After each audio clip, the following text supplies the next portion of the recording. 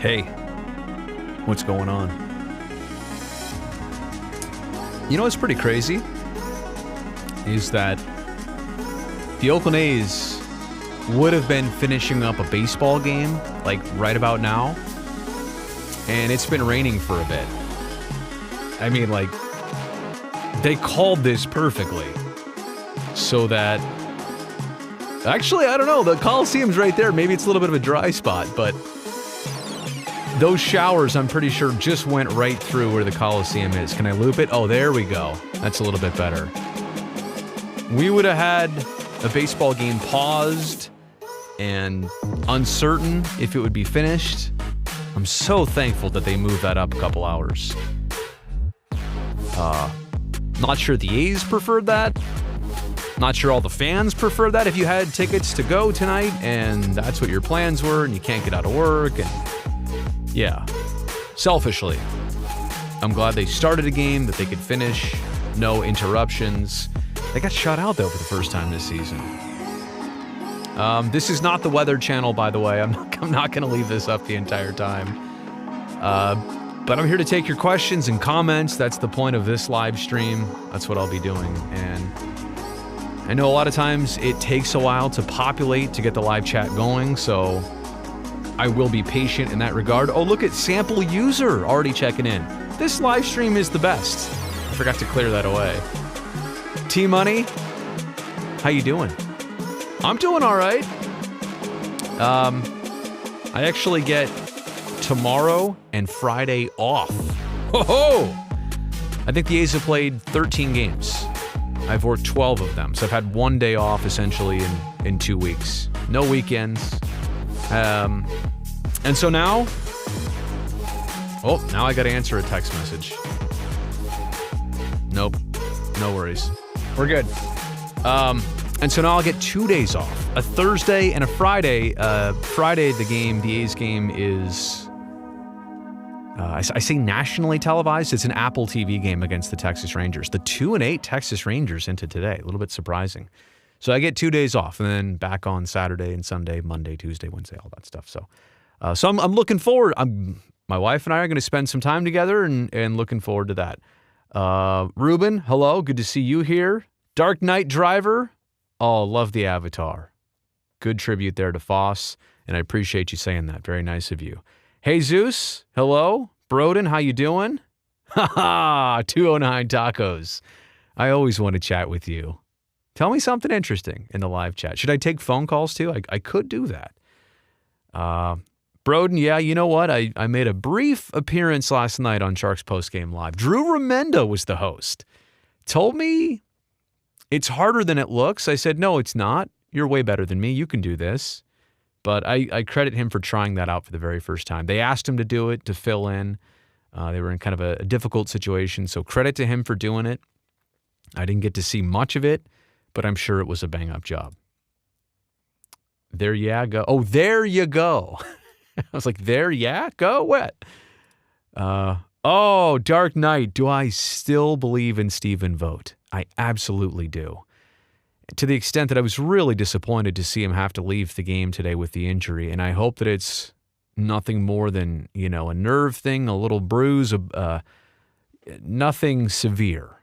And I also do want to err on the side of caution with Stephen Vogt. Like today, you hate to see anybody leave the game, and it makes you think the worst, but my hope is that all of that is precautionary in a sense that, he's older, his body has gone through a lot of miles as a catcher all those years, and the injury last year, the sports hernia surgery. So we're going to take you out just to make sure that we don't complicate this. Let's hope that's the case.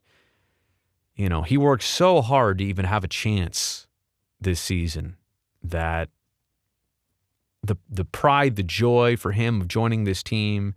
And look, do I think his next chapter of baseball is also right around the corner as a coach, as a broadcaster, as a manager somewhere? I absolutely do. And he'll be great at it. But I want to see him get this one last crack, and I want to see him end it on his terms. So when I saw that today, it's almost like watching a relative out there, It really was. Good morning. Where are we saying good morning from? You must be in Europe. Somewhere across the pond.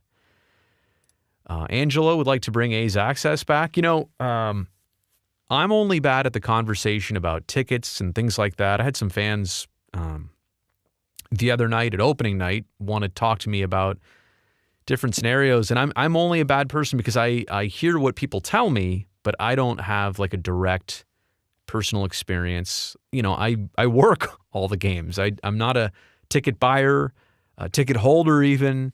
So I'm a little bit immune to that. And I'm not saying that in a prideful way. I'm just being quite honest that when fans talk about this or that, I'm only up to speed so much on it. I mean, in the same way a player would be, right? It's just not on their radar the best. I do hope Oakland, baseball stays forever too, for obvious reasons, personally and professionally. Relocation rumors, if you're talking about Las Vegas, Jesus, that's been going on a long time. And I know some people saw, Dave Stewart's group be kind of formally announced a little bit more. The Nashville thing has been going on for quite some time. None of that's new. And Stu is not trying to take the Oakland A's. He's not trying to uproot them to Tennessee. He's trying to get an expansion franchise. And I think it was spelled out pretty clear that the understanding is that Major League Baseball needs to figure out exactly how it's going to work in Tampa and help the Oakland A's stay in Oakland. And once you do those two things, then you can start moving forward with Nashville. And I'm pretty sure Stu said as much about that too. With the Nashville Stars, how cool is that? They have their own name, and Stu would be kind of the front man in terms of the ownership group. So what a couple weeks it's been for Smoke, huh? The jersey retirement now official for this season. We still don't know that date yet, but also kind of named as the front-facing person of a Nashville Major League Baseball franchise. But look, just going back to the Las Vegas thing, it's being explored. I mean, I don't know what else to say about it. I think Major League Baseball, regardless of the A's, is interested in that market. As we bring up Nashville, let's also say this. Is Major League Baseball's next expansion twofold? Is it one team in Nashville, one team in Las Vegas? Makes a lot of sense if Tampa and Oakland rightfully stay, as I think they should. So, thoughts on the rumors? They exist, but I'm really interested to see what happens for Oakland this summer. Binding votes, approvals, things are already laid out on the table. There's a more of a finite timeline now. Port designation is going to be discussed in the month of June. Talked to Libby Schaff, Oakland mayor, 2 days ago. She said specifically she wants all this stuff to get hashed out before there is a mayoral change in the city of Oakland. She said that she thinks the next mayor, if it's one of the 3 city council members who are running, that all 3 of them were yes voters to this project. They would love to see it through as well. But I think the timeline's going to sharpen up here pretty soon, and we are going to know. We're going to know when we'll know. Wait, does that make sense? We're going to know when we're going to know. So there you go. I'm the Beat Plug 831. Thank you for everything you do for the community. You're absolutely welcome. I mean, if you're talking about an A's or a Sharks thing, or sports in general, or media, whatever, it's my pleasure. I've been fortunate enough to do this job for a long time. I feel comfortable. I feel like it's my duty to do as much as I can in the best ways possible and reach you in the best ways possible. And yeah, some of that's on a pre and a post-game show, and some of that's on social, and some of that is like right here and now from the home studio on a live stream. Like it's 2022, and I realize that broadcasters of yesteryear were not coming home and doing this on social platforms, but this is the era that I live in. It's not demanded of me by any means, but I can see how things go. I can see what makes sense, and I can see what does well. And this is what I want to provide for all of you. So thank you, first off, for saying that, but also thank you for being here. Thoughts on Bordello? You know what? I'm going to be perfectly honest. I did not watch much until last night. And even then, I was also working the A's game, but I saw a couple passes he made. I saw a couple plays he tried to create. I didn't see him as much in the D zone, but that's, it just happened to be when I was looking up at the screen. I was very impressed with his confidence, playmaking, taking a shot when he had the opportunity. Wasn't, a scoring area shot. Wasn't a high danger chance, but the fact that he's just like, you know what, I'm open, I'm going to shoot this. Let's see what happens here. Kid's got some confidence. Kid's got some skills that give him the confidence. I'm going to reserve full judgment until I can properly sit down and watch a game he's playing. And I haven't had that opportunity with baseball season and personal life yet, but everything I've heard, everything I've seen, the small glimpses, man, I'm pretty excited about it. Throw in Eklund, throw in Ozzie Weisblatt, Coe. I mean, there's a handful of names that get you pretty excited about the pipeline. Bethancourt has an absolute cannon. Are there 3 guys on the A's right now named Christian, by the way? There are. Bethancourt included. And obviously Pache. Pache's been around the longest, but Bethancourt only called up, right, over the weekend in Toronto when the A's were 3 players short. He was one of the 3 called in. And Shooty was telling me his journey was a position player. Then they tried him as a catcher and then a pitcher, and now back to being a position player. And bigger guy, a lot of skills, a lot of strength. So I'll tell you what, I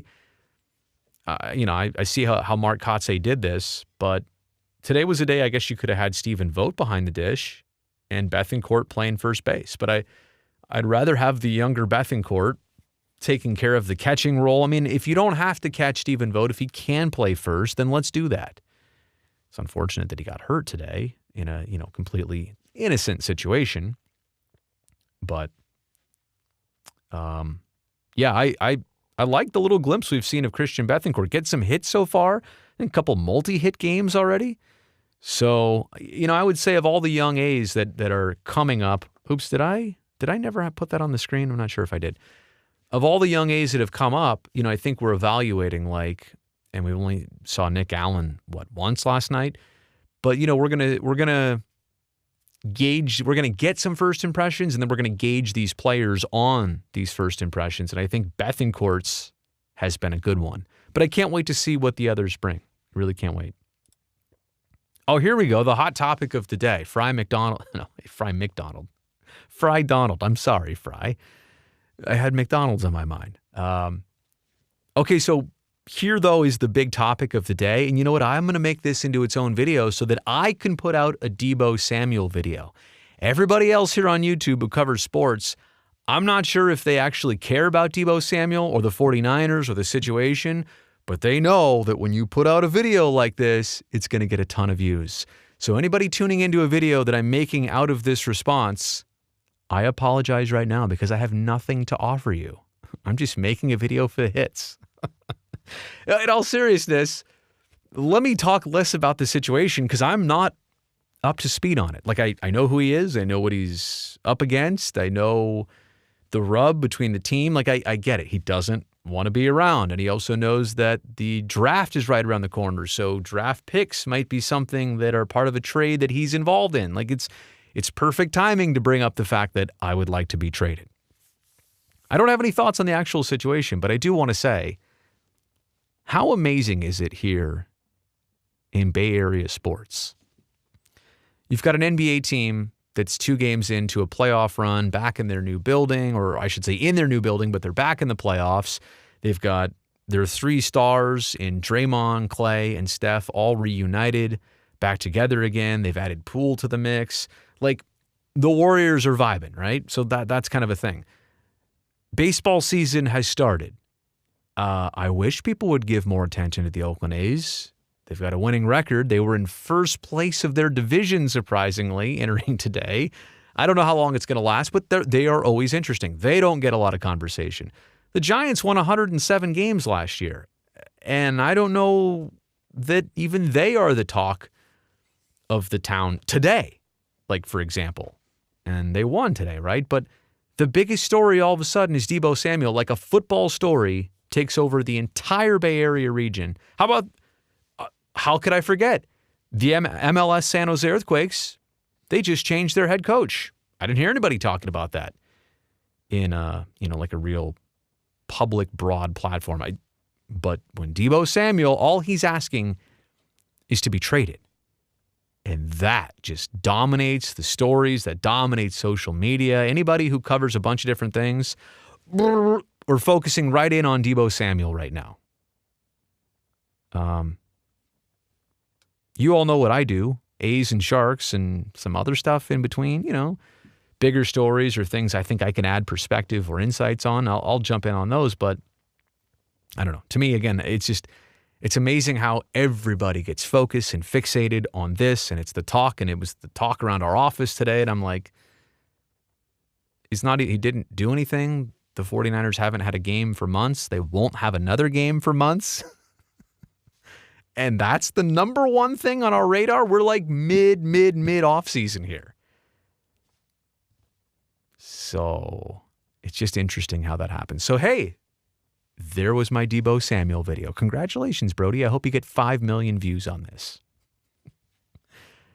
Sorry, Fry. I didn't mean to. I didn't mean to go off on a tangent. I know you were being serious. I really don't have much. Bruce has been missing night shift after the hockey games. I appreciate that. As I look back, those were fun to do. Those took a lot of work to do, to set up all the time, to reset up. Sometimes I'd spend an extra 40 minutes after a post-game show upstairs in the conference room at NBC. So I'd get home really late, but I liked it. I would make other clips from it. It would offer a good conversation. Maybe next year I'll just do it, but exclusively do some quick thoughts, some phone calls. I don't know.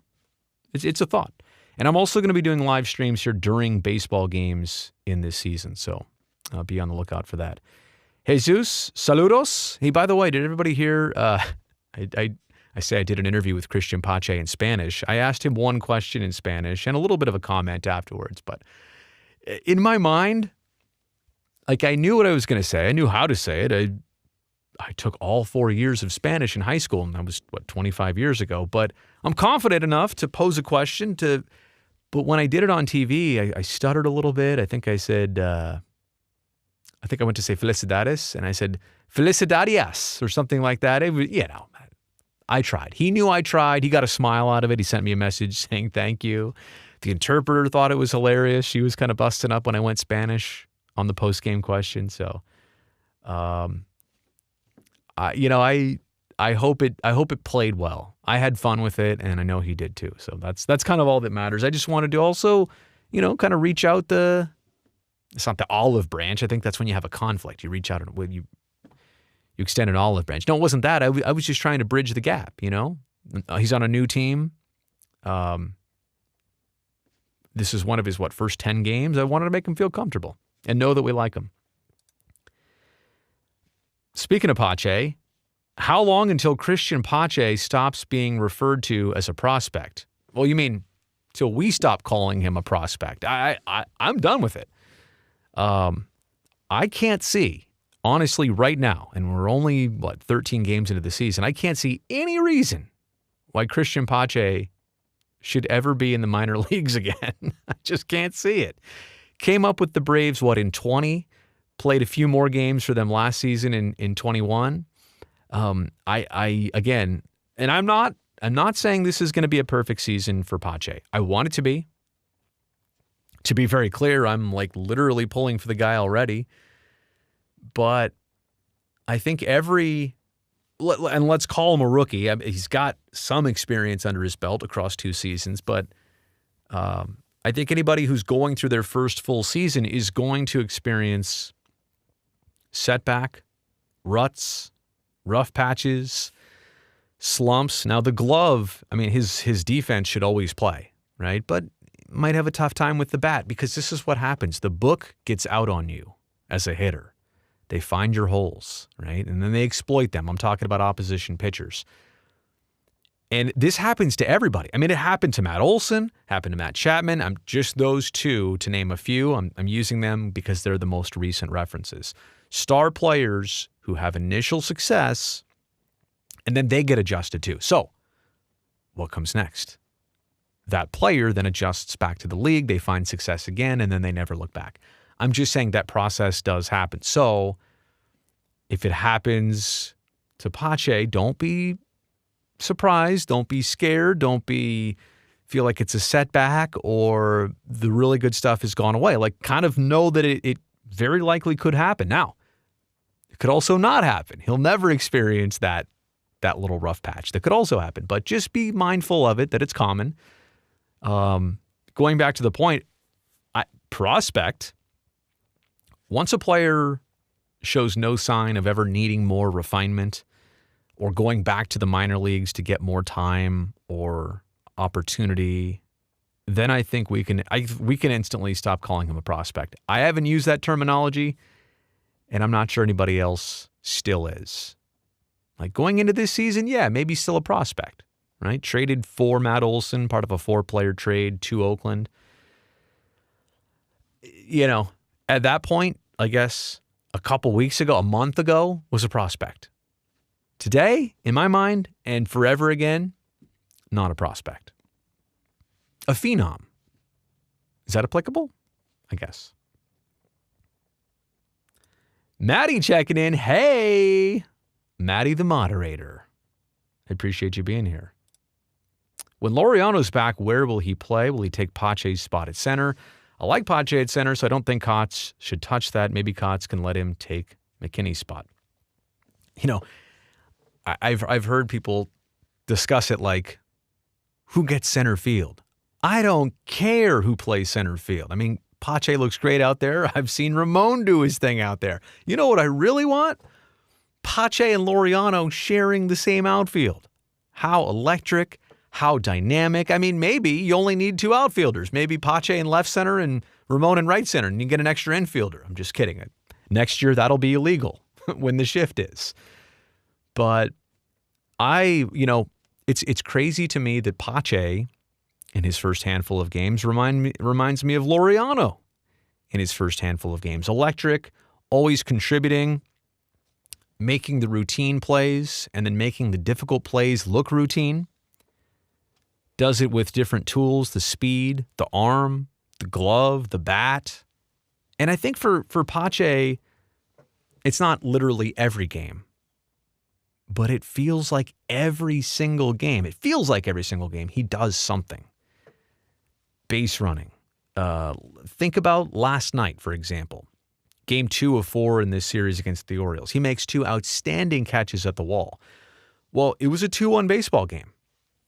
If he doesn't make those catches, do the Orioles get another run somewhere here or there? Yeah, they might. Like those were game-changing catches. Those weren't just highlight, beautiful catches. Look at the way he made those grabs. No, those were like, if he doesn't catch that, we're in trouble here. So, look, I know it's a cool thing to talk about for A's fans. Like, how do we do this with Laureano and Pache? Here's how you do it. You put them both out there. And then the third outfield spot is, I guess, a McKinney or a Seth Brown or a Pinder when he comes back. It just depends on the situation. But I think, optimally, when Laureano comes back, and I think May 8th, is that his first day projected back if there's no, rained out games or suspended games? I think that's the end of his 27-game suspension. Howard Terminal update. Well, I'll say this. That's not the video I prepared to do here. And Luigi, I could go 25 minutes on that alone. But I do have another video here on the channel. So once you're done watching this live stream, I interviewed Mayor Libby Schaaf on Monday. It was about a 5 or 6 minute conversation. So relatively brief, but we went into 4 main topics of where this project stands, like 4 different fronts. And I encourage you to check that out. That video was published on Monday night. So that's probably the best way I can put it. Oh, from Lithuania. The only Sharks fan from Lithuania. Getting up at 3 a.m. to watch a game live is something else. Well, I give you tons of credit for that dedication. And then what it must be like when it's 6 o'clock and the game is over and people still aren't waking up, but you've been up for a couple hours and I don't know what else you do with the rest of your day. That's amazing. That's impressive. That right there, I mean, you are thousands and thousands of miles away, but you might be showing more dedication than a lot of average Sharks fans, like average Sharks fans here in Northern California. That is very cool. Brutus, another mod, joined the chat. Brutus, it's always good to see you. Hello, everyone. Timothy saying, heaven to you, Brutus? Like in a good way, or you want Brutus to go to heaven? That would mean Brutus is not here on Earth. Like what? Okay, I'll roll with that. I'll roll with that. Bamboo Soldier checking in. I always appreciate Bamboo. The professionalism and quality of my videos is like no other. Well, that's very kind of you. Uncle Broads, Santified. I've reached uncle status. I feel like Chris Townsend is certified uncle. He's been one for a while. Sports broadcaster Gary Radnich, former sports broadcaster Gary Radnich. He's been away from the limelight, I think, for a couple of years now, but he was Uncle Gary to a lot of people. I don't know that I'm old enough yet. I'm only 41. Maybe at 51 I could be an uncle. And Townie's not. Townie might be 50. He might be. But he's been Uncle Townie probably since his 30s. He's got the uncle vibes going on. Let's see what else we got here. Oh, man, I just skipped a ton of questions. All right, how about this one? MM Forever, and I, as always, want to state this. I appreciate you jumping in the super chat. Here goes the crackling voice thing again. It's like I should have had some more water. You know, maybe I'll do this time. Maybe I'll step away from the live stream for a few minutes. I'll go get some water and come back. Because last time I just like, I'm just going to end the stream. All I needed was water. And I don't have any in this room with me. Maybe I'll do that because I don't want to end the stream. Okay, sorry. Back to the super chat. I know you're not God. Oh, well, how do you know that? How dare you say that? I'm very much, at that caliber. But at minimum, how many years do you see the A's playing in Oakland? Ooh, if they were to leave to Vegas. I mean, I think at this point, they don't have a spot picked out down there or renderings or a plan or financials from an Oakland perspective, right? Let's go worst case scenario here on the fast track to Southern Nevada. You're looking at least all of this year, probably all of next year. So, I mean, a couple years. Like if that thing moved at its quickest, a couple years. Now, I've also heard, there was a talk that the A's could use the Aviators Stadium down in Las Vegas as kind of a bridge to a new venue down there. But that's also interesting too, because then you don't get to make the ultimate splash. Like if they really were to build something new down there, do you want to go to the minor league stadium and play there? Or do you want to just roll in and say, look at I don't even want to talk about this. Look at our new Las Vegas building, right? So my point is, if I'm really thinking about the doomsday scenario here, yeah, it's like a couple years at the best with Las Vegas. I mean, the project in Oakland is, and I know it's gone through so many jumps and hoops and all that stuff, but like it's so far ahead, an environmental impact report and apparently a community benefits agreement that's having no problems coming along and might be ready when other things get solved. I mean, there are huge steps still in Oakland, but there have also been huge steps already accomplished.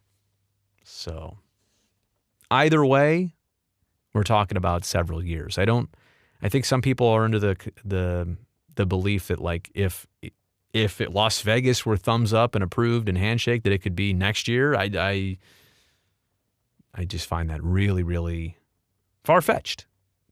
Look, I'm not on the inside of all these conversations. I'm not invited on the airplanes and to the meetings and the boardrooms. I'm just saying it from an outside perspective, things I've gathered, things I've put together. So thank you, MM Forever, for asking that question.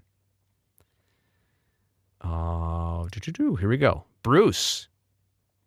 Oh, you asked something else maybe too, Bruce, but you said here, also, just as a random question, life goal is to hit every NHL rink and MLB stadium. Oh, which are my favorites and what should you look forward to? You know what, Bruce? I think it was I think it was late 2020 when I just had set up this home studio in a little bit more of a full fashion. Two of the earliest videos I made were like my top 5 MLB stadiums that I've been to. And I haven't been to all of them, especially like within the last handful of years, just certain circumstances. But I have been to a lot of them. I would say a majority of them. Same thing with NHL rinks. So I'll defer to those videos. They are on my channel. If you search at probably top 5 NHL arenas or top 5 MLB stadiums, but just if I could recap off the top of my head.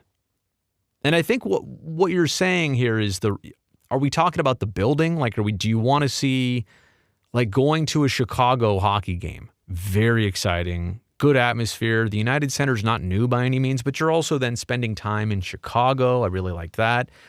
Pittsburgh, I hate to say it, but losing the Stanley Cup final there was not fun, but my experience in that town as a hockey town, that rink, that building, how it sits up on the hill, that was very cool. Have I said Vancouver yet? Oh man, Van City, amazing destination, just as a town to visit. And you're right there by the harbor, and the arena's not far from the downtown, corridor and where our team hotel is, where we stay. It's unbelievably nice, so conveniently located. That's a favorite stop. I'm trying to think what else. And I'm bouncing around here between hockey and baseball, I know, but would be another. It's crazy. I'm going back to Pittsburgh for baseball too. PNC Park is amazing. Very much reminiscent of what Oracle Park did in San Francisco, right along a water body of water. And how downtown is so well played. The skyline is literally right there in right field in Pittsburgh. So that's a beautiful ballpark. Camden Yards in Baltimore, one of the original throwback ballparks. You got to see that. I mean, Fenway and Wrigley in their own rights. And I'll throw Dodger Stadium in there too. Petco Park, that's an experience. Fenway, going back to Fenway, Wrigley, and Dodger Stadium. Now, the first two are much older, but they're all in the same category of old ballpark. The teams have decided we're not moving away from this. We're doubling down on this. They fixed up Fenway. They fixed up Wrigley. Dodger Stadium just got a bunch of enhancements, but that's always been like meticulously kept. I know I'm just throwing out stuff here. Coors Field in Denver. It's a great experience. T-Mobile, excuse me. T-Mobile up in Seattle, that's a great ballpark. Now, that's a retractable roof, but some people will say, that itself ruins it. No. You don't feel like you're outside. It protects you from ever getting rained out. The train runs like in the stadium under the right field seats. It's so cool. And it's kind of in a stadium corridor too. So I know I rambled there, but hopefully some of that makes sense. Hey, Jennifer, thank you so much for being on the super chat. I really do appreciate that. And because you're here and you sent this, I think you are making more of a comment than a question, which I can appreciate too. Send a letter to bcdc@stayinoak.land. Calendar changes, big public hearing on June 2nd. We need to show up. So BCDC, and again, I'm a sports guy venturing into the political world and the governmental side of this. They need to take away port designation from Howard Terminal. Right? They need to make it so it's not a designated port land. And an advisory committee of seaport operations, not necessarily the definitive answer, but they recommended against doing that. But then again, they're in the seaport business. If there was a stadium commission, they would have advised yes. Here, and you know what, Jennifer, since you were so gracious on the super chat, I think what I will do here is actually see if I can do this here. I'll visit that website, stayinoak.land. And let's go ahead and see what we've got here. Pull that up. So, I mean, this is just and I think I've seen this before. This website is just how you can take action, sign petitions. who to contact. What a great resource. Oakland City Government. You want to contact the mayor, any of these council members. And these are people we've all become familiar with. It's amazing through this process. I think so many A's fans, so many Oaklanders, so many citizens of Alameda County have learned who their supervisors are all of a sudden, who their council members are all of a sudden, because this does matter. Wow, there is a lot of information on this website right here. And it says here, and I know this site looks like an A's production. I'm just seeing it here. I think this is done by the 68s, by Town Business, and by Save Oakland Sports. It says this site was built by Matt Ortega and content produced with the help and support of the following community organizations. So there you go. But it's resources here of how to contact people who are going to be decision makers. And the BCDC subcommittee votes on Howard Terminal, the final vote on June 2nd. So there you go. Let me get back to the old super chat here. So Jennifer, I really, like I said, I really appreciate that. Thank you for your help on this support of this YouTube channel, and thank you for pointing that out. I hope my sharing that does help. Oh, Tacos, thank you for being part of the super chat. You've already done too much for me, but I really do appreciate this. We're kicking around starting an LDB podcast, the Last Dive Bar podcast. Oh, microphones. We're doing microphone reviews here on a live stream. Oh, microphones in the $150 to $200 range. The Rode NT1, I believe that is in the price range. Rode NT1, condenser microphone. Rode makes great products, by the way. Condenser just like this, so it's going to give you nice detail, articulation. It's going to be really crisp. But I do have to say, you're going to want to record this podcast in a treated room. So when I say that, doesn't like this room, for example, I don't know if you can see, but up there, there's sound panels on the walls, all the walls around me. There's soundproofing in the ceiling. But you don't have to do all that. You could literally go in like a closet is a perfect acoustical recording space most times. With all the clothes, it just deadens the sound. Or like you could take 8 pieces of PVC pipe with the elbows, put up a comforter from your bed over it. Perfect sound booth. You don't care what it looks like. This space, obviously, I have to care a little bit what it looks like because I'm making videos. I used to use it on TV, for example. But I'm glad I took a second to think about that, Tacos. The Rode NT1, probably a perfect microphone for exactly what you guys want to do. And it's going to sound great. It's got a low self-noise, so a lot of times you use a microphone, it's got a little bit of a hiss, or the quality's not that great. This is a very expensive microphone, but it's a lifetime investment. But I'm telling you, a Rode NT1, I think it's in that price range of it's on the high end, maybe of about $200, I think. You know what? You are such a good person. I'm going to look it up here. Rode NT1, because I want to lead you the right way. Oh, you know what? Okay, so where are we here? Now, maybe this comes in a kit, so maybe it's a little bit, maybe that's why. Yeah, this one, but I think they all come with this. A shock mount. Yeah, I don't know that you want Rode NT1. I thought it came with a different, like a Rycote shock mount. I know some people are saying, "Oh, I'm not here for microphone talk." Sorry, just give me 1 second here. Rode NT1 with the Rycote. I guess they might have changed it a little bit. Oh, here's one. And this one is a little bit cheaper here. $247. Okay, so I'm sorry that but that's not the kit. Okay, they've clearly changed the kit a little bit. By the way, B&H Photo Video is a great place to buy your electronics. But there's the microphone. And this one's an open box. Maybe that's why. Okay, so it's probably going to be in the $260 range. So I'm sorry sorry I might have cost you a little bit more, but that's definitely a good microphone to start with. So tacos, man. Always appreciate you. All right, let's see who else. I think somebody else was in the super chat here. I just want to make sure I get to everybody there first. Dr. GTI, hello. You're a regular here, and you know I appreciate that. Aaron is also here in the super chat, which I greatly appreciate. And you pose a great question here, Aaron. What do the Sharks need to do in the offseason? And you know what I've realized? So much of this starts with naming a general manager. Now, that's on ownership.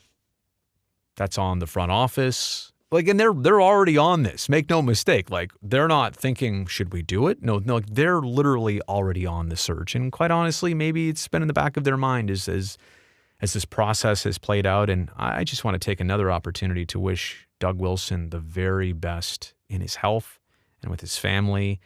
And knowing Doug for a long time, you know, for somebody of that dedication to step away, you understand that what he's going through needs his full attention. So that being established, I think it all starts with naming a GM, because what's the status of Bob Boughner and the coaching staff? It's not impossible that they stay around, and in my opinion, they've deserved the opportunity, but I also understand that a front office might want to hire a general manager who wants to bring in their own people as a coach or a coaching staff or as an assistant GM, or like it's a tricky scenario, right? You're bringing somebody in to be a leader, but if they're really going to do their job, they probably want their own autonomy and say and get their preferences met of who their people are. So, but again, once you get to that point, then you have decisions like this to make, for example. Among the many decisions to make, how about 3 goalies right now? Kakinen is an RFA, right? So you have to re-sign him, even if you're not going to keep him or obviously 3 goalies, but he's an RFA, so you have to take advantage of that. You cannot let him slip. You traded a player just to get him. But then you also have Adin Hill, and you've got James Reimer. Now, they're under contract through next season, through the end of next season. But what are you going to do? You're not going to carry all 3. Reimer has been the most consistent. He's also the veteran of the group. Does that leave you with choosing between Hill and Kakinen, or do you start from scratch in a different direction?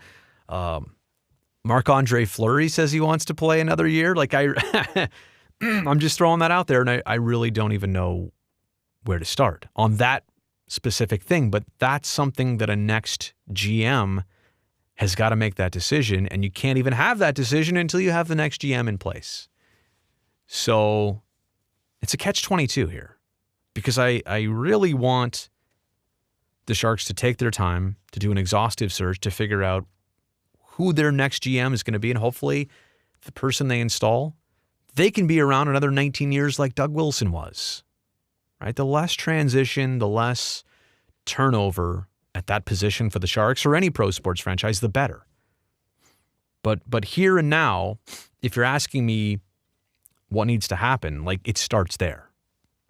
Now, I know what you were probably saying is, well, what moves does that person make? Like, I don't know. What's going to be their handling of some of the Sharks' bigger long-term contracts? There's also going to be a ton of players, I think, knocking the door down to play next year. Bordelot, he's already here. Eklund has already been here. Weisblatt, are they ready? Making decisions on that. You know, and this is going to be a person coming in from the outside.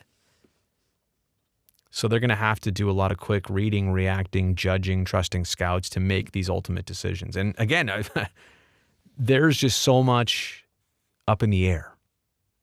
So it wouldn't be fair for me to tell you, well, I think they ought to trade this player, do this, do that, no, sign this person. No, like, I have no clue. I really don't.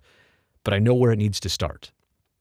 And I know that's being obvious, but I said that the catch-22 is, you know, I want the Sharks to do an exhaustive search and take their time and find the right person, but I also want them to get to business and figure out who this person is early in the offseason so that they can get to work and do the best appropriate job.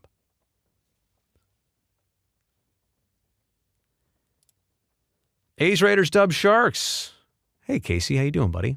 I saw you at the game the other night, and good to have you here on the channel again. Look, the attendance is what it is. I'm not going to go all the way into that conversation, but I think when you say it's sad, honestly, what's even worse is to then have it magnified and amplified by people who are only trying to use it to point fingers and to, or also to say that the team, the city doesn't deserve a new home, or the team doesn't deserve a new home. That alone, let me just leave this conversation at only one thing.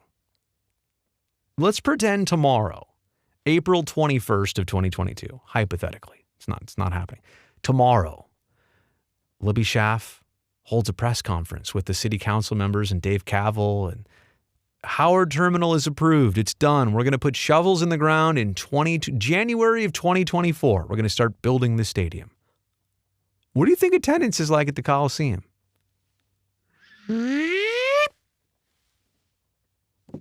So, and they're working on that. So I'll just leave it at that. Did somebody else here jump in this super chat? I thought maybe I'm really, oh, here we go. Eklund and Bordelot. Who will be their goal scorer? Oh, are you saying which one of those two? Or are you saying those guys are going to set up somebody else? No, Austin, and thank you for being here on the super chat. I will repeat it. I appreciate it. All the resources that I have here, I pay for myself, and everybody's contributions here help me do that, help me do bigger and better things on the channel. So it all literally goes right back into YouTube. Over the course of a year, subscriptions to things like Adobe Creative Cloud, like that's $500-600 a year. Yeah, it all adds up. So every contribution here totally helps. Who's going to be you would hope both of them. The real question is, so let's daydream just a little bit here. Let's say you have three. You have three younger players like an Eklund, a Bordelot, Weisblatt, a Coe, whoever next year. But you have three. Well, let's just talk about forwards for a second. Would you want to put Eklund and Bordelot? Would you want to find a way to keep them on a line together? Or do you not want to do that? Or do you want to mix in veteran with young player? Or do you want to start one way? And things change. But that's kind of an interesting thought for me. It's like when you eventually figure out who makes the team, who's ready for next season, and how many young players the Sharks will have, I think they're going to have less than this many prospects right now on the team next year. That's a lot, right? So what if it's three? Okay.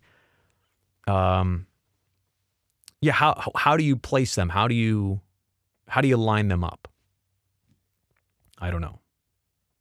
I know Eklund has had he had a good looking 9 games, had a couple assists, didn't have a first goal with the Sharks. But then he went back to Sweden, he played for Djurgården, and they as a team had a really rough season. He had a rough season statistically.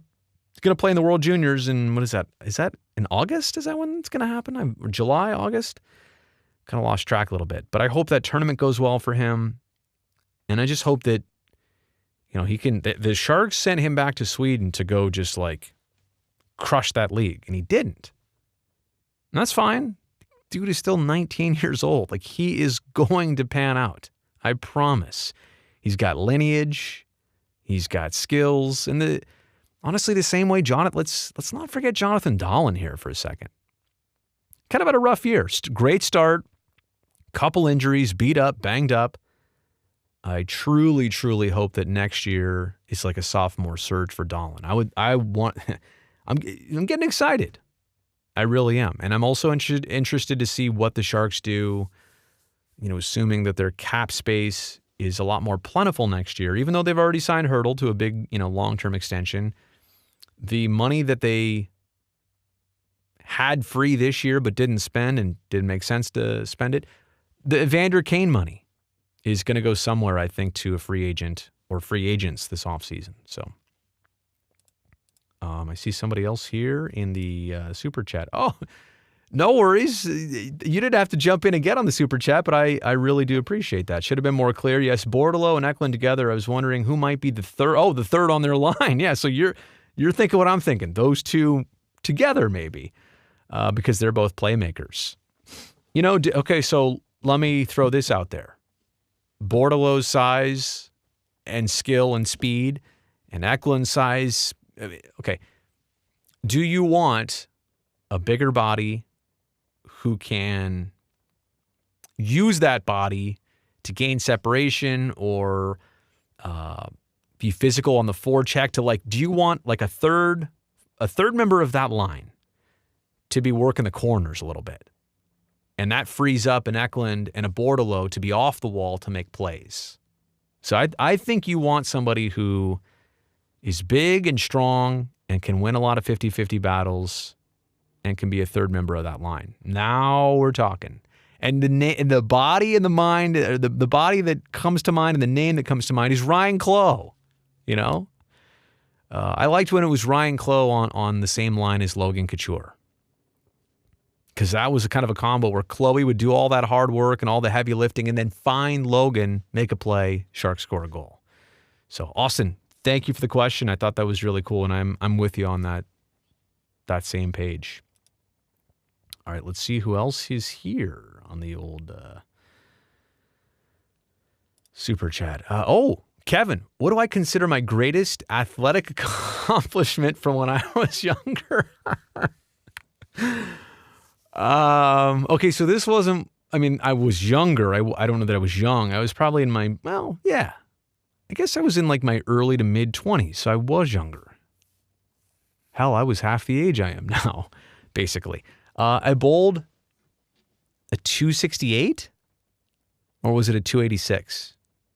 Anyway, I think I bowled 9 or 10 strikes in a row, and then on the 11th, I think I hit 8 pins, and then I couldn't even get the spare. I bombed at the end. That's probably one of them. And yeah, I know I'm giving you a bowling accomplishment. In Little League, the first home run I hit over a fence, it was caught on video. I think it was my mom videotaping it, which was cool enough, right? This was back in the 80s, so it's all grainy. It's VHS. It's on my YouTube channel here, the actual clip, but also the clip being a couple years back when Jose Canseco was an analyst for us on NBC Sports. I actually had Jose, and I think Bip Roberts was on the show that day too. I had both of them analyze the videotape of my first Little League home run. So, if you think about the backstory of that, I think I hit that homer in 88 or 89. Who would have thought that 30 years down the road, Jose, who was the thing in 89, could be analyzing that home run? Never. Anyway, you know what I'm saying. I don't know, scored a couple hat tricks playing soccer. Now I do have to tell you, and I think there's a clip of this somewhere. I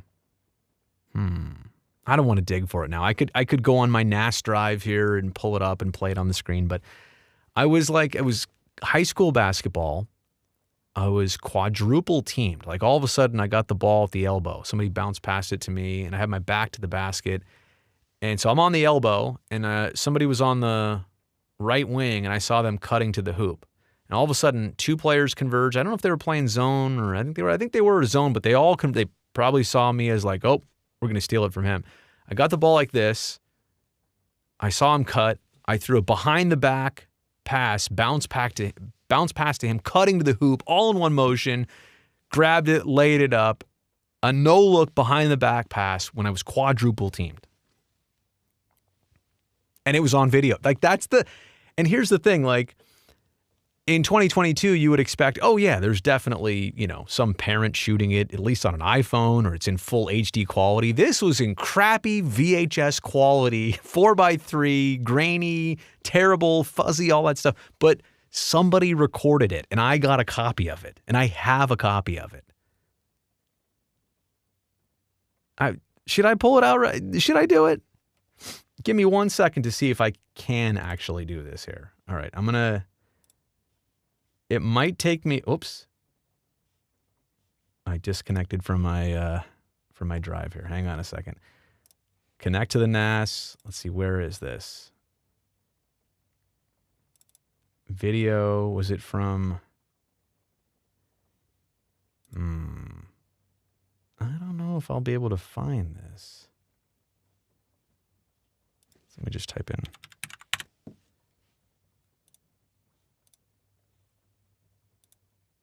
No.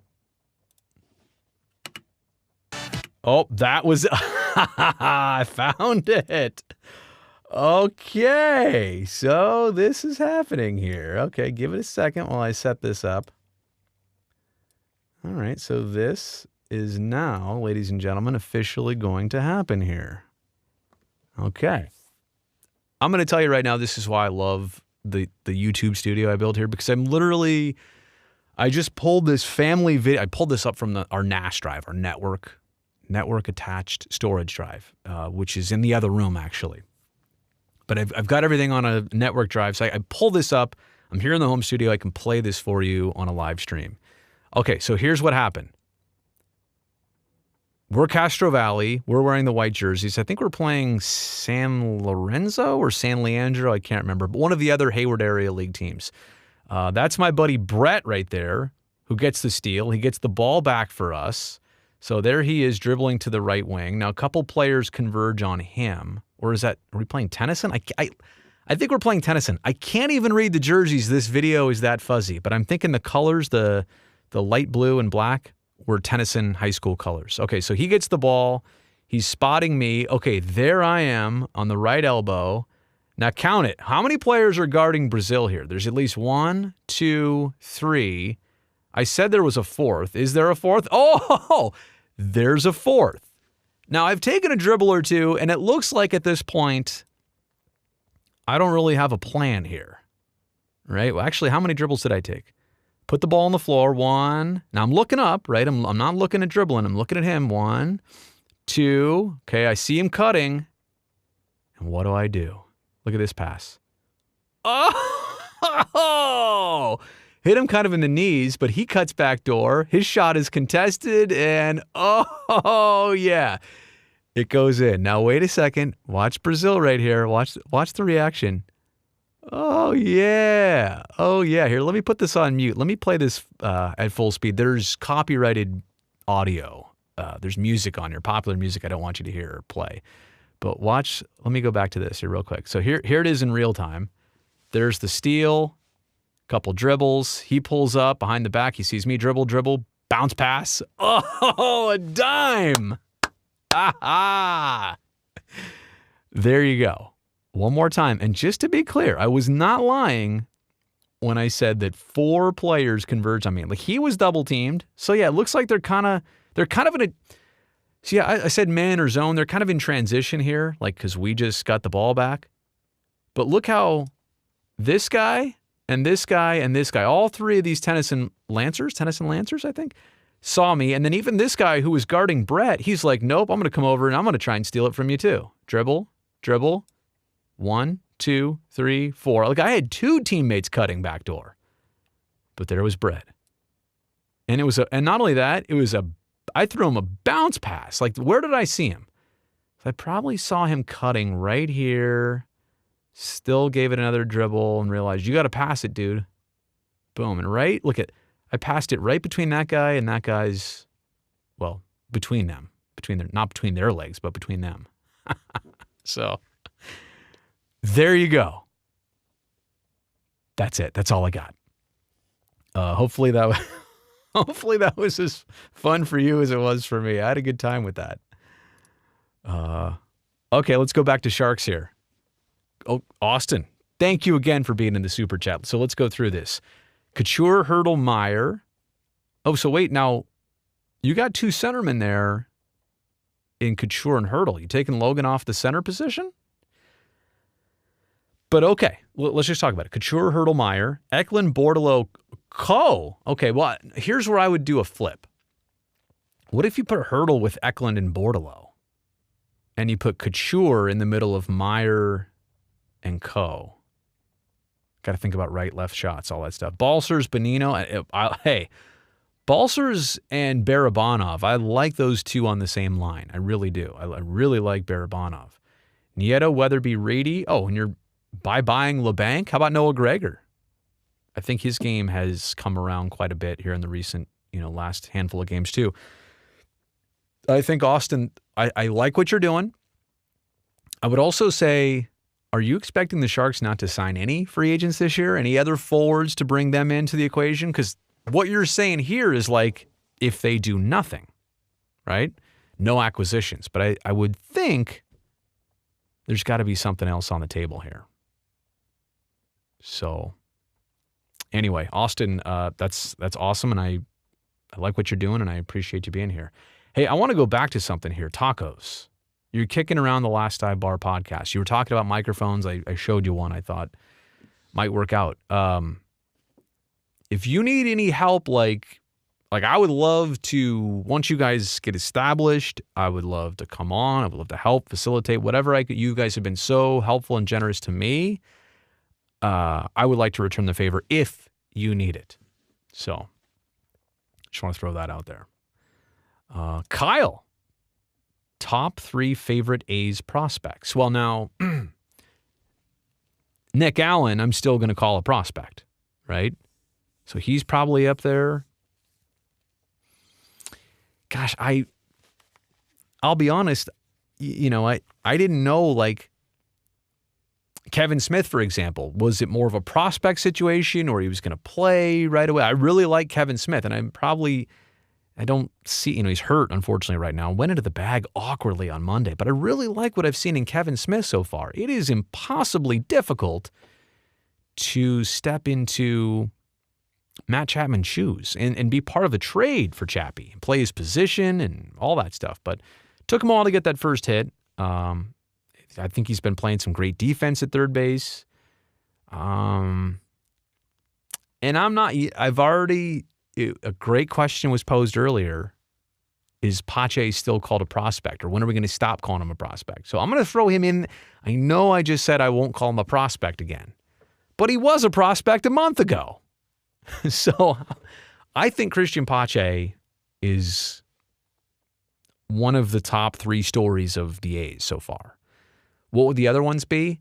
Probably Frankie's couple starts.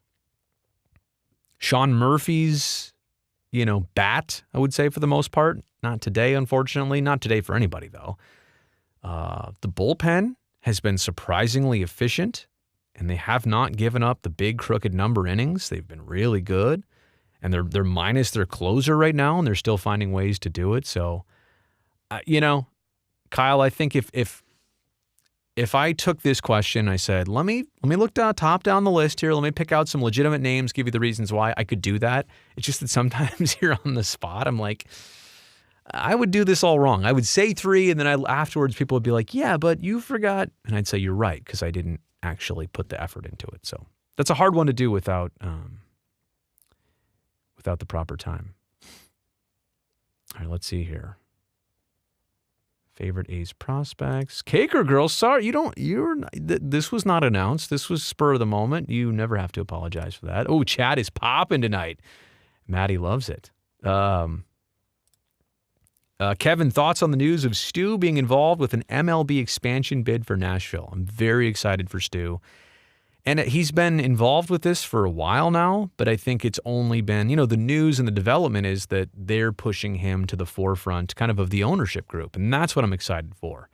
Of all the things that Stu could get into here, at his age and with his experience, could he get into a front office situation? Yeah, he's been doing the agent thing. Obviously had been a GM down in Arizona. Could he get back into coaching in some capacity? Yeah, he could do anything. But I really think, and I told him this the other day, as I kind of knew what was already happening. I said, and now I can talk about it because it's been announced. I told Stu that at your spot in life and with your background in baseball, nothing you do would match like being part of starting a brand new baseball franchise. Like, think about that for a second. How many of us get to be the bringers of a franchise to a region, something brand new? And you know who is part of that? Randy Hahn, San Jose Sharks broadcaster, but also one of the grassroots members of an organization or of a grassroots organization who encouraged the NHL to expand to San Jose in the late 80s and early 90s. I tell that story as much as possible. I think Randy's reserved. He doesn't want to take all the credit. He'll talk about it, but I don't think he wants to boast. I want to boast for him. It's important that every Sharks fan know the person calling the games on TV, like, literally helped bring the team here as well. Was a huge factor in that taking place. So going back to Stu, he could GM a team tomorrow and they could have success in a couple of years, whatever. But that, I think the lifetime generational reward of saying, I started that franchise, I brought them into existence, I think is a bigger legacy project than anything else you can get into. So I'm excited for Stu. Let's see what else we got here. Uncle Brody putting us on with the sauce. I don't know what I was doing at that time, but hopefully it was saucy. Randy, good evening. Oh, this is when I was talking about microphones. Bamboo Soldier. Wow, only $246. Yeah, I mean, I'll tell you, that Rode NT1 microphone, which it does appear like they've changed the packaging on, the shock mount on. I used to actually have one back in the day. And then I think I sold it. I can't remember what happened to it, but I ended up not keeping it not because it wasn't good. It was good. I don't remember the situation, but that is one I would recommend in a certain price budget. Definitely is. Let's see here. Who else have I not gotten to in the live chat? By the way, how is the I haven't really checked on the stream. Is anybody watching this bad boy? Oh yeah, we got some people here. We are rolling. The hard thing is I'm not probably going to be on here a whole lot longer. It is getting late, and I definitely want to take advantage of a decent night's sleep with a couple off days I've got coming up here. Okay, let's take a look at the weather. Let's do a little break, a little weather break here. How about I'll just is this the right one? No, that's not it. I wonder if I have the other one. Let me see if I can play this here for you real quick. I got. All right, I'm just gonna have to play it off my computer. I've got another trick up my sleeve here. Okay, and it's time for weather with Brody Brazil. Oh, that's too loud. It was a big NBC thing. Never mind. I tried. Maybe I could play it. Broadcasting live and worldwide.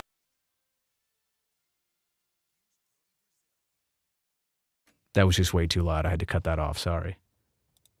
Let me try it one more time. Hope I didn't bust anybody's eardrum there. How do I... Oh, turn the volume down like that. Here we go. Broadcasting live and worldwide. Here's Brody Brazil. And now, the weather. Looks like a big red patch is making its way across the bay into Union City and Fremont. Live Doppler BB. All I know is red is bad, green's okay. That's why I'm not doing the weather. I've teased about it. Some of my buddies at NBC Bay Area, I said, think I could trade jobs one day? Like you come host a Sharks pregame show and I'll do the weather? And they're like, yeah, no. Their job's way more serious than mine. Well, there you have it. That rain is making its way through. Can I hear it? Let me hear. Oh yeah, I still hear it on the roof. It's definitely still raining outside. All right. I'm not really sure how much longer I'll be here. Let me rip through the live chat. Let me also fast forward it a little bit here. Oh, Dr. GTI. Oh, I forgot about that. Happy 420, y'all. Yes, Randy Hahn is a member of my Mount Rushmore of the Sharks. It's unfortunate. The other three are Doug Wilson, Patrick Marleau, and Joe Thornton. So technically, none of them official members of the organization directly anymore, but they'll always be. Let me see here. Reading the chat from 27 minutes ago. I'm sorry, Brutus. I got way behind. And then you know how it happens from there. And then I also try and prioritize the super chatters. I really do. Oh, this is a good one. What was my favorite local alternative sports team? The Sabercats, the Rhinos of roller hockey, the Stealth, or the Gold Diggers? I like the Oakland Skates, too. Did nobody mention the Oakland Skates? That's a really good one. Probably have to give the Sabercats the most credit for longevity. I mean, they were, I think, a lot of the 90s, right? And the 2000s with arena football. I don't know that I had it. I loved all of them because they were also part of the fabric of the Bay Area, and they didn't get hardly as much attention. So, okay. Let's see what else we got here. Guess I should bear in mind that one of the YouTube notifications I get could still be a Brody Q&A. I never even try and convince people to do the whole bell thing, because I'm like, you'll see it, I hope, eventually. Honestly, if something is urgent, whoa. What in the world happened there? Why did it just say Santa Tracker on there? Wrong button, Brazil. If something happens, I'm honestly going to go to it first, probably on Twitter or another platform, but I'll make timely YouTube videos, but I never feel like, oh, you can't miss a live stream that I'll ever do. And I tweet about them sometimes, so I don't know. I'm never going to force anybody to hit the bell notification. I don't know that I have a bell set for anybody on YouTube. Weather break presented by the Brody Brazil Aviation Channel. Is that a Howard Terminal shirt I'm wearing? No, this is it's an A's shirt, but it's not, it's an actual team issued A's shirt. Oh yeah, I got a haircut last week. I've had, same person cuts my hair. But the last two cuts have been nailed it. I mean, he always does a great job, but the last two have just felt like, you know what I'm saying? Is that possible? That just sometimes you get a good haircut every time, right? That's why you go there. You go to your person. They know how to cut your hair. They cut it how you want it. But sometimes they just nail it. You're like, I'm having good hair days after that. That's kind of how I feel. Does Brody got 5 on it? Whatever do you mean? I don't have as many 5s on it as I want to. If you're speaking my language. Yet. It's raining in San Francisco and Maddie is sad. Does the rain do that to you? Does it change your mood? Do I have some rain? Oh, I do. All right, it's ASMR time here on the YouTube channel.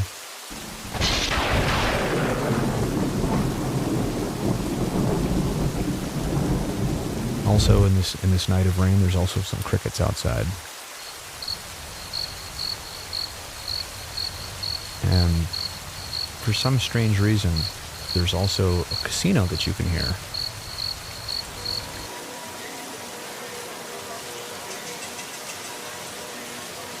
And somebody else just took a slap shot and hit the crossbar and then skated right up to us.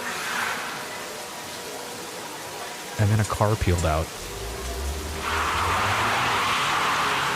This is so violent. The casino is still going. All right, I'm going to take the casino away. And then all of a sudden a cable car passed us. And I heard somebody playing Super Mario in the background. And everybody thought this was so hilarious.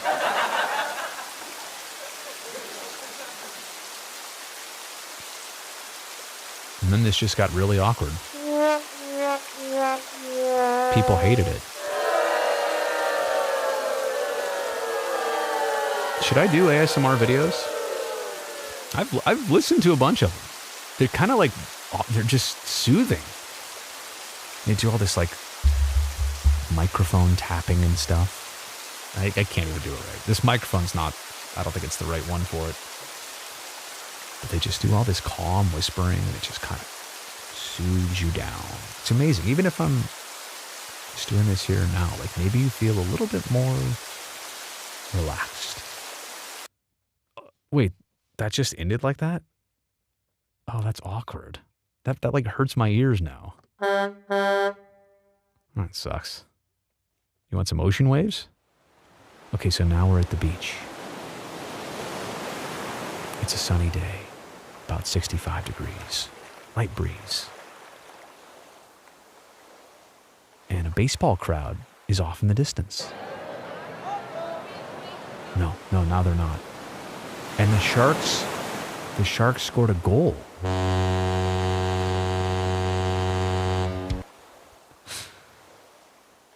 And then the year was 1997, and I signed on to the internet.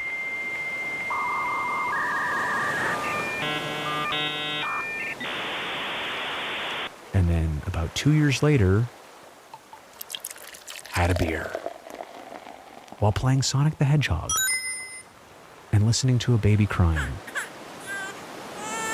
while a dog was barking.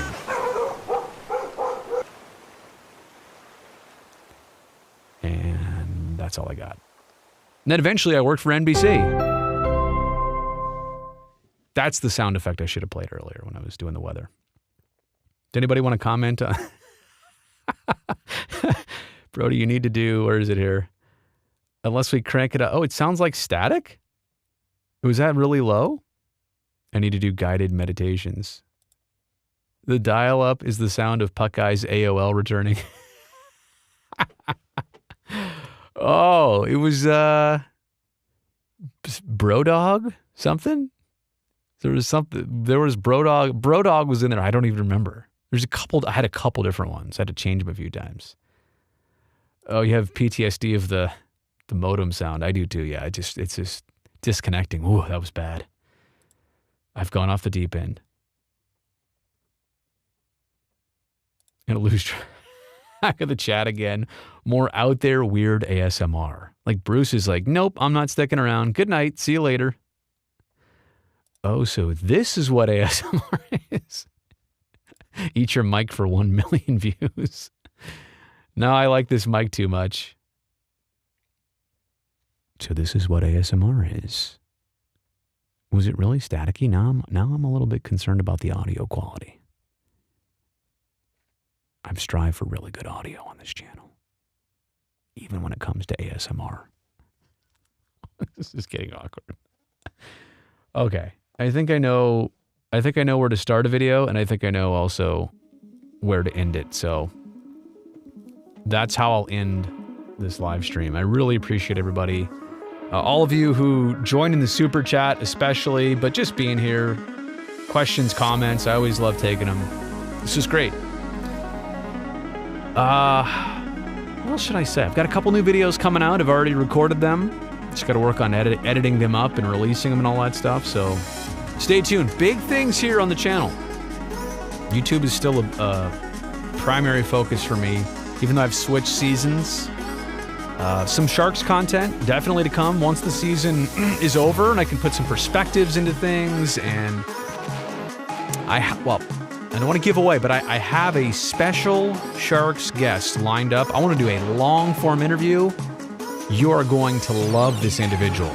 This is somebody that's kind of known in the Sharks community, but absolutely needs to be put, boom, right in the spotlight. So I'm hoping to connect on that one in the next month or two, but we'll recap the season when it's over for hockey. We'll discuss whoever the new GM is once that happens. I'll probably have clips of an interview with that person once that's a possibility. And all the A's videos in between. Obviously, this season is off to an interesting start. So once again, Thank you, everybody. I appreciate all of you, and I will talk to you very soon. Be safe, all right? Good night.